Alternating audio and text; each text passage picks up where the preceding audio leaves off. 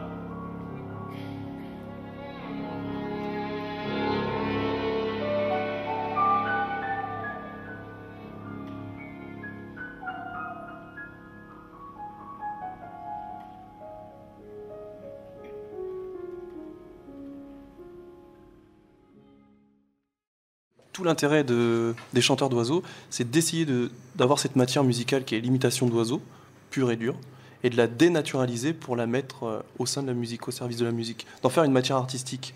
Donc c'est aussi dérythmer certains chants, c'est inventer des nouveaux chants, c'est-à-dire qu'on peut avoir des goélands argentés qui sont vraiment un oiseau maritime, et de le mélanger à un rossignol. Du coup, on aurait un oiseau imaginaire, mais qui rentre dans la tête des gens plus facilement, et qui s'introduit plus facilement aussi à la musique. C'est l'oiseau qui inspire la scénette. On part d'un comportement, et vers le comportement, on va réussir à trouver une musique qui va aller sur ce comportement.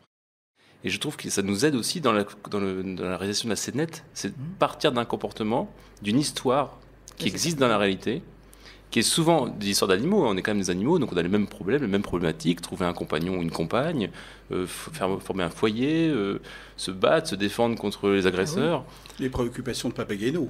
Exactement. Et tout ça, c'est du théâtre, c'est du spectacle. Et après, de l'amener sur la scène, c'est un travail à 2, mais aussi à 4.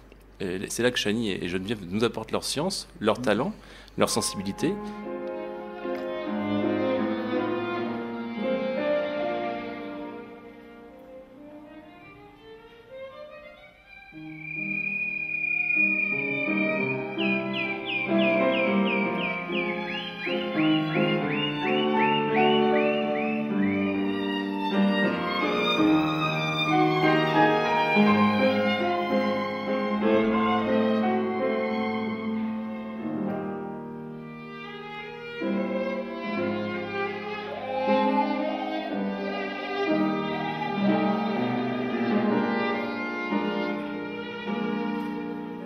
Notre rapport au spectacle, proprement dit, en tout cas à la création de ce spectacle, il est évidemment plutôt musical. Nous, on arrive avec Chani d'un point de vue d'artiste, musicienne, instrumentiste, et on confronte en quelque sorte les deux mondes, le monde artistique et le monde naturel.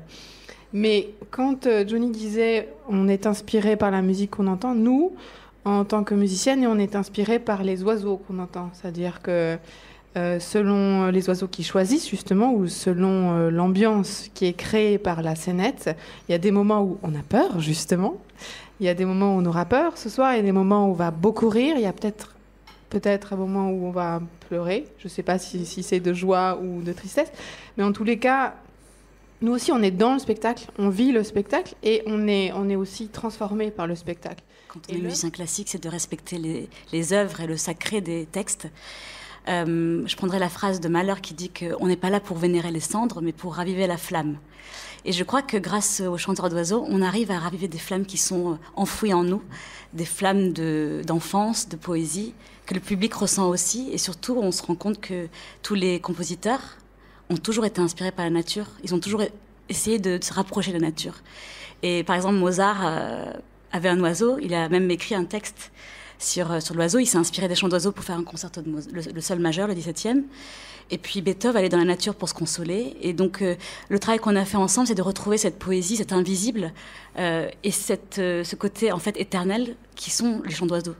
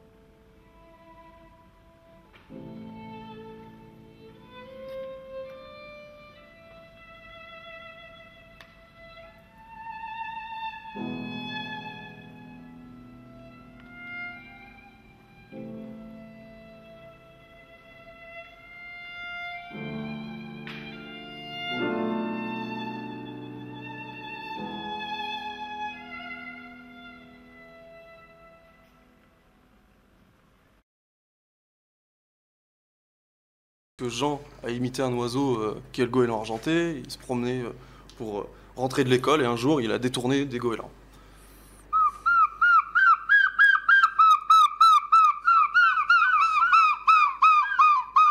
Voilà. Donc tous les goélands sont posés. Et il se dit, il faut que j'en fasse d'autres. Il est fasciné par les oiseaux. Et il vient voir mon père. Donc mon père lui apprend à faire d'autres oiseaux. Et moi, j'ai 2 ans de moins. Donc j'écoute mon père lui inculquer comment faire d'autres oiseaux. Et quelque part, je me cache pour moi aussi faire des oiseaux, mais de mon côté. Et j'attends le jour où j'ai cette virtuosité extrême pour lui montrer, pour refaire encore un dessin et lui donner, en fait, quelque part. Et donc je lui montre l'oiseau que je fais, et l'oiseau c'est le merle noir, parce qu'il passait son temps à siffler le merle noir, lui aussi en fait. Tous les soirs il sifflait le merle noir.